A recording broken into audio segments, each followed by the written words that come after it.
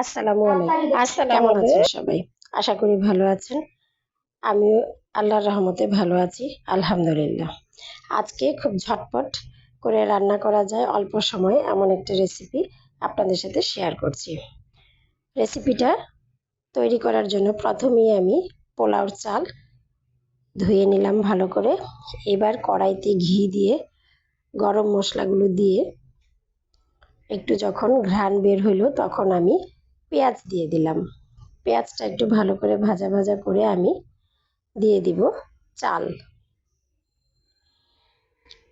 আজকে রান্না করছি আমি তেহেরি।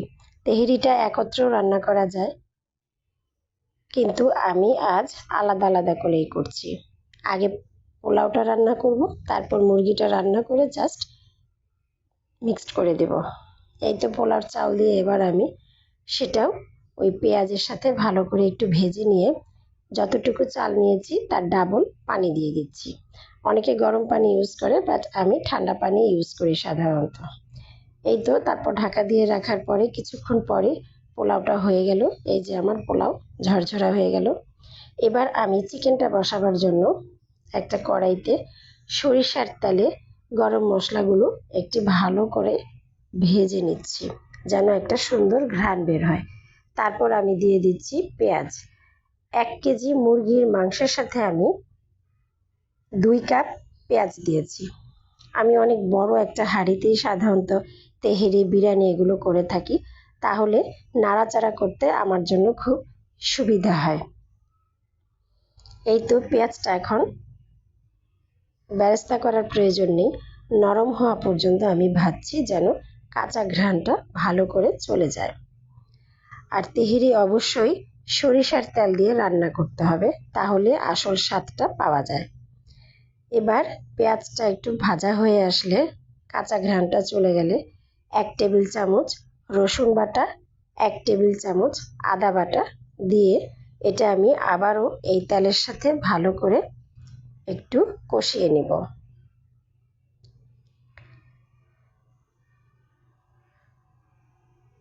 এবার কষানো হয়ে গেলে মশলাটা আমি দিয়ে দিলাম চিকেনগুলো। চিকেনগুলো এখন এই মশলাটার সাথে একটু ভালো করে ভেজে নিচ্ছি। আপনারা কে কোথা থেকে দেখছেন আমাকে অবশ্যই জানাতে ভুলবেন না। আমার পেজটা যদি ভালো লাগে তাহলে লাইক, কমেন্ট এবং শেয়ার করবেন। আমার ইউটিউব চ্যানেলের নাম কুক অ্যান্ড ফান, সেটা সাবস্ক্রাইব করবেন।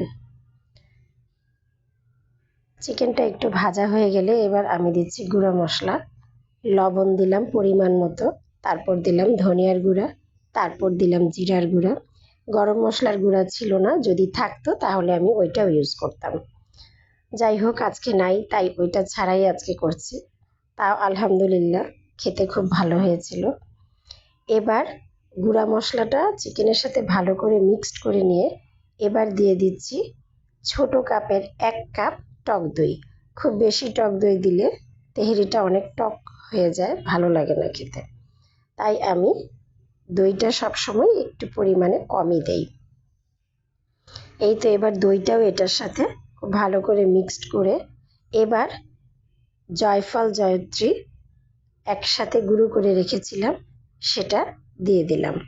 এবার এটাও আমি চিকেনের সাথে খুব ভালো করে নেড়ে চেড়ে মিক্সড করে নেব। এবার আর কোনো কাজ নেই, এবার চিকেনটা হতে দেব ঢাকা দিয়ে। চিকেনটা যখন 80% হয়ে আসে তখন আমি অল্প করে কিছু আলুও দিয়ে দিলাম। তেহেরিতে আলু দিলে খেতে ভালো লাগে। আপনারা যদি ড্রাই ফ্রুটস ইউজ করতে চান সেটাও খুব ভালো লাগবে, যেমন কিশমিশ, তারপর আলু বোখারা। আমার ঘরে আমার হাজবেন্ড খেতে পছন্দ করে না, তাই আমি দেই না। এই তো আমার রান্না ডান।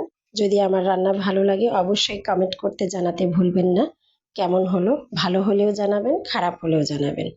আর পছন্দ হলে অবশ্যই একটা লাইক, কমেন্ট এবং শেয়ার করে দিবেন। ধন্যবাদ। ও লাস্ট একটা ইনগ্রিডিয়েন্ট, কেওড়া জল দিতে ভুলে গিয়েছিলাম।